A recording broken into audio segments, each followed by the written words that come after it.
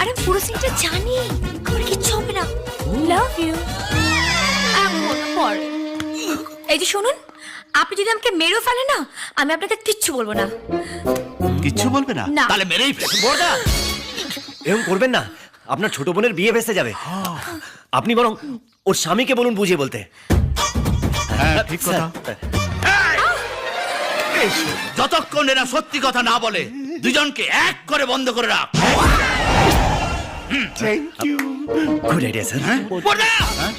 বলছি এক করে রাখার দরকার কি? আলাদা আলাদা থেকেও তো আলোচনা করা যায় না। আজকাল তো কত সুবিধা হয়েছে, টুইটার, হোয়াটসঅ্যাপ, ফেসবুক। আরো একবার তোকে বলছি, তোর অন্যের বইয়ের জন্য এত দরদ? ও কি তোর বউ? আরে বউ তো সবারই বউ।